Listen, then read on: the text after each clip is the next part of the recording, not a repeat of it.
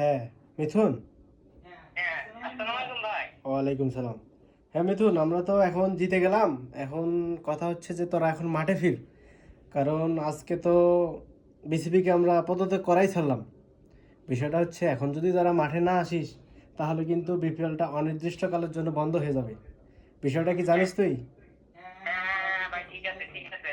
আচ্ছা ঠিক আছে, তুই যে মিরাজ সহ সবাইকে নিয়ে তোরা মাঠে আয়। মাঠে এসে খেলাটা চালু কর, নাহলে কিন্তু সমস্যা হবে পরে। ঠিক আছে ভাই, আপনি যেমন বলছেন ঠিক তেমনই হবে। ঠিক আছে ঠিক আছে। আচ্ছা আচ্ছা, তাড়াতাড়ি আয়। আরে তামিম ভাই যে। হ্যাঁ, আসসালামু আলাইকুম ভাই। হ্যাঁ ভাই ভাই, আপনি যেরকম বলছিলেন ভাই ঠিক সেরকমই করছি ভাই আমি। মানে আমি বলে দিছি, আপনার পক্ষ হয়ে বলে দিছি যে আমরা শুধুমাত্র আইসিসি এবং স্পন্সরের টাকায় চলি, আমরা তো আমাদের দেশের জনগণের টাকায় চলি না। হ্যাঁ, তাছাড়া আমরা হচ্ছে 25 থেকে 30% ট্যাক্স আমরাই দিই। আমরা যে মাঠে খেলি, এগুলো যে স্পন্সর হয়, এগুলো কে, এগুলো কারা দেয়? এই যে 25% ট্যাক্স, এগুলো আমরা দিই। আপনার হয়ে কথা বলছি ভাই আমি। ভাই কেমন দিছি বলেন? আরে, তুই তো আমার পক্ষ নিয়ে কথা হ্যাঁ বলছিস। ভাই।